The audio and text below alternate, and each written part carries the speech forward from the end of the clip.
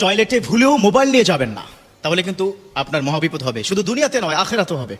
টয়লেটে ভুলেও মোবাইল নিয়ে প্রবেশ করবেন না। আপনারা অনেকেই বর্তমান সময় ফ্যাশন, মাশাআল্লাহ, মানে মোবাইলকে স্ত্রীর চাইতেও বেশি প্রাধান্য দিচ্ছেন, ঠিক কিনা? বিশেষ করে ইয়াং জেনারেশন। প্রয়োজনে জীবন দিয়ে ফেলবো, কিন্তু মোবাইল লাগবে আমার, আছে না নাই? সমাজের প্রবলেমটা কিন্তু আছে। মোবাইল বর্তমান সময় খুবই প্রয়োজনীয়। It's the most important part your life, it's the most important device. আপনি ইউটিলাইজ করবেন, নো প্রবলেম, এটা নিয়ে I have no objection about this matter. But objection হচ্ছে এই মোবাইল ইউজ করার ক্ষেত্রে, কখন, কোথায়, কিভাবে আমরা ইউজ করব। বর্তমান সময় যুব সমাজ নষ্ট হচ্ছে একটা বড় জায়গায়, সেটা হচ্ছে মোবাইল ব্যবহারে, ঠিক কিনা? কথা তিক্ত বাট কথা বাস্তব। এখানে ইয়াং তোমরা কি যারা আছো যে মুচকি মুচকি হাসতেছে, হাসলে কাজ হবে না। এই মোবাইল তোমাকে ধীরে ধীরে জাহান্নাম পর্যন্ত কি নিয়ে যাচ্ছে। আলহামদুলিল্লাহ, অনেক ভাইরা আছে যারা মোবাইল ভালো কাজে ব্যবহার করে, মাশাআল্লাহ। এই যে আমি কথা বলি, আমার কথাগুলো তারা শেয়ার করে দেয়। এই যে মোবাইলে শেয়ার করে দেওয়া একটা ইসলামিক কন্টেন্ট শেয়ার করে দেওয়া, যে কি পরিমাণ সওয়াব কল্পনা করতে পারবে না। বিশ্বনবীর সময় কোন সুন্নাহকে তারা কিভাবে কি শেয়ার করতো। শেয়ার শব্দটা তো শিখছি মাত্র 15 বছর, তাই না? আরো কম, 10 বছরও হয়নি। শেয়ার, ভিডিও শেয়ার করা, হ্যাঁ, কন্টেন্ট শেয়ার করা। কিন্তু 1500 বছর পূর্বে বিশ্বনবীর সময় কিন্তু শেয়ার সিস্টেম ছিল।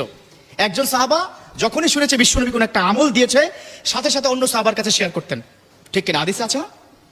আর এখন তোমরা, আমি যেটা অনুরোধ করবো, মাঝে মধ্যে এই কথা কি বলে থাকি, যে কোনো ভালো একটা ইসলামিক কথা তোমার যদি পছন্দ হয়, সাথে সাথে শেয়ার করবা। কি কারণে?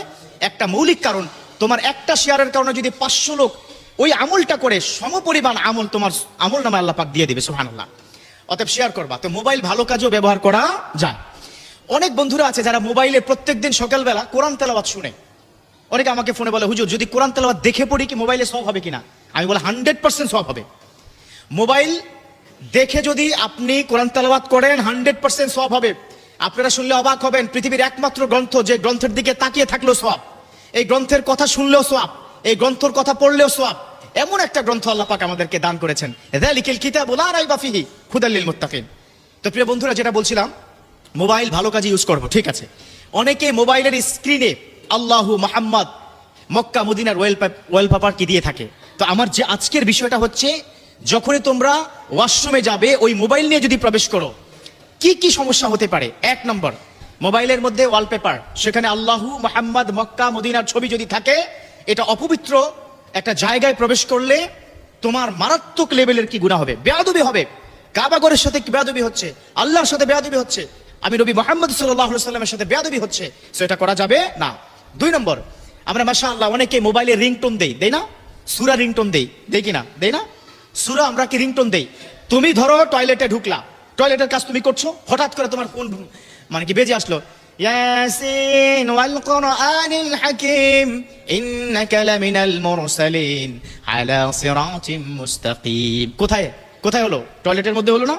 টয়লেটের মধ্যে সূরা যদি তেলাওয়াত করা হয়, তোমার প্রতি আল্লাহর গজব পড়ে যাবে।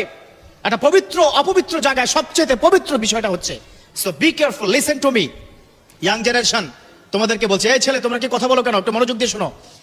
এই যে টয়লেটে ঢুকে যখন সূরাটা তোমার রিংটোন হবে, আল্লাহ বেজার হয়ে যাবে।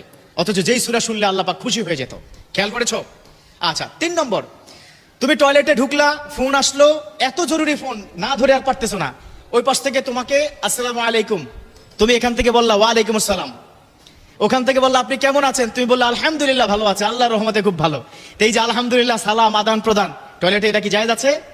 জায়েজ আছে বলুন? জায়েজ নেই। সো এই যে কাজগুলো আপনি করছেন খুবই ভালো। সালামের উত্তর দেওয়া ওয়াজিব। আলহামদুলিল্লাহ পড়লে গোটা বিশ্বের সব জায়গায় সওয়াবে পরিণত হয়ে যায়। এত ভালো কাজ, সূরার রিংটোন সওয়াব হবে আপনার। হ্যাঁ, ওয়ালপেপার আছে, আল্লাহর কথা বারবার ওয়ালপেপারের মধ্যে আপনি দেখছেন, ও ইয়াং বন্ধুরা, সওয়াব হবে। কিন্তু টয়লেটে ঢুকে এগুলো করা যাবে না। কারণ টয়লেটে ঢুকার পূর্বে বিশ্বনবী একটা দোয়া শিখিয়েছেন। দোয়া কি পারেন? পারো তোমরা? মাশাআল্লাহ, অনেকে পারে। আল্লাহুম্মা ইন্নী আউযু বিকা মিনাল খুবুসি ওয়াল খাবায়েস। টয়লেটের মধ্যে ঢুকবে, সেখানে বদজিন্নাত যা আছে, শয়তান থেকে আল্লাহ হেফাজত রাখবেন, সেজন্য দোয়াটা পড়া। তো যাই হোক, টয়লেটে ঢুকার পূর্বে মোবাইলটা বাইরে তোমরা কি রেখে যাবা। এখন বলবা, হুজুর এটা কি গ্যারান্টি কি আপনি কি দিতে পারবেন? আমার আইফোন দাম 1.5 লাখ টাকা, কই রাখবো বলেন? কোথায় রাখবা? That is up to you.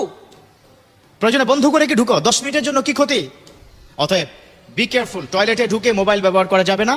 আর যে কথাগুলো বললাম খুব মনোযোগ দিয়ে শুনবে, ডেফিনেটলি তোমাদের কল্যাণের জন্য। এটা এক্ষুনি শেয়ার করে দাও, এক্ষুনি শেয়ার করো, তোমার সওয়াব হবে, আমি কি গ্যারান্টি দিলাম। এটা হাদিসের কথা। আল্লাহ আমাদের প্রত্যেককে বুঝার ও মানার তৌফিক দান করুক।